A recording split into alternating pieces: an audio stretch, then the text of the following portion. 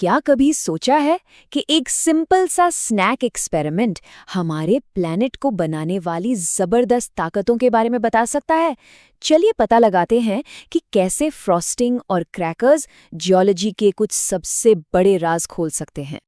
और सब कुछ बस इसी एक एहसास से शुरू होता है। ये खोज का वो पल है जब पहली बार ये समझ आता है कि जिस ठोस जमीन पर हम खड़े हैं ना, वो असल में हमेशा बदल रही है और उसके नीचे एक पूरी की पूरी अलग ही दुनिया है। तो जरा सोचिए, हमारे सामने पृथ्वी का एक मॉडल है, लेकिन ये किसी पत्थर या मिट्टी से नहीं बना, बल्कि खाने की चीजों से बना है। और यही तो इस पूरे एक्सपेरिमेंट की मजेदार बात है, एक मुश्किल से टॉपिक को टेस्टी और आसान बना देना। ठीक है, तो हमारे मॉडल के दो मेन पार्ट्स हैं।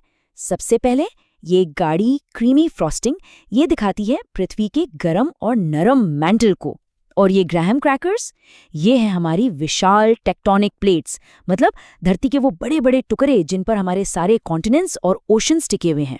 तो चलिए अब देखते हैं कि होता क्या है जब ये प्लेट्स यानी हमारे क्रैकर्स आपस में टकराते हैं। कुदरत की सबसे ताकतवर घटनाओं में से एक को एकदम सिंपल तरीके से समझने की कोशिश करते हैं।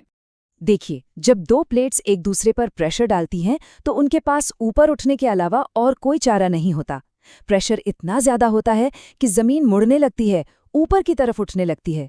ये एक बहुत ही धीमी लेकिन जबरदस्त टक्कर होती है। और बस यही तो है वो आहा मोमेंट। इन क्रैकर्स का ऊपर उठना बिल्कुल वैसा ही है जैसे असली टेक्टोनिक प्लेट्स के टकराने से हिमालय जैसी बड़ी बड़ी माउंटेन रेंजेस बनी हैं। कितनी आसानी से ये दिखा देता है कि जमीन कैसे ऊपर उठ सकती है। साइंस की भाषा में इसे कन्वर्जेंट बाउंड्री कहते हैं। ये वो जगह है जहां पृथ्वी की प्लेट्स आमने सामने टकराती हैं और इसी टक्कर से निकलने वाली एनर्जी से पहाड़ बनते हैं। आसान शब्दों में कहें तो दुनिया के जितने भी बड़े बड़े पहाड़ हैं, वो असल में पृथ्वी की दो ताकतों की टक्कर का ही रिजल्ट हैं। अच्छा, ये तो हुई टकराने की बात। अब आगे बढ़ते हैं और देखते हैं कि जब इसका ठीक उल्टा होता है तो क्या होता है। मतलब जब प्लेट्स टकराने की बजाय एक दूसरे से दूर जाते हैं तब। तो जब प्लेट्स एक दूसरे से दूर खिसकती हैं तो उनके नीचे की सतह सामने आ जाती है। इससे क्या होता है, मैंटल से पिघली हुई चट्टान को ऊपर आने का रास्ता मिल जाता है। वो उस गैप को भर देती है और इस तरह नई जमीन बनती है। ये ऑब्जर्वेशन एकदम सही है। ये प्रोसेस बिल्कुल वैसा ही है जैसे ईस्ट अफ्रीका की ग्रेट रिफ्ट वैली बनी है, जहां धरती असल में फटकर अलग हो रही है और एक नई वैली बना रही है। इसे कहते हैं डाइवर्जेंट बाउंड्री। यहाँ प्लेट्स अलग हो रही हैं, जिससे नीचे का मैग्मा ऊपर आता है, ठंडा होता है और नई जमीन बना देता है। तो मतलब यहाँ धरती खत्म नहीं हो रही, बल्कि नई धरती बन रही है। चलिए अब इस एडिबल एक्सपेरिमेंट के सबसे इंटरेस्टिंग हिस्से पर आते हैं। क्या होता है जब एक प्लेट दूसरी के नीचे खिसक जाती है? ये वो प्रोसेस है जो हमारे प्लैनेट पर कुछ सबसे बड़ी घटनाओं की वजह बनता है। जब एक भारी ओशियानिक प्लेट एक हल्की कॉन्टिनेंटल प्लेट से टकराती है, तो भारी वाली प्लेट नीचे की ओर धंस जाती है। वो वापस मेंटल में चली जाती है। ऐसा लगता है मानो प्लैनेट उसे रिसाइकल करने के लिए निगल गया हो। एकदम सही। इसी प्रोसेस को कहते हैं सबडक्शन, और जियोलॉजी में ये सबसे ज़रूरी प्रोसेसेस में से एक है। और ये जो सबडक्शन जोन्स होते हैं ना, ये बहुत ज़्यादा एक्टिव होते हैं। जब एक प्लेट नीचे जाकर पिघलती है तो उससे जबरदस्त एनर्जी निकलती है। इसी एनर्जी से भयानक भूकंप आते हैं और पिघली हुई चट्टान ज्वालामुखी बनकर सतह से बाहर फट पड़ती है।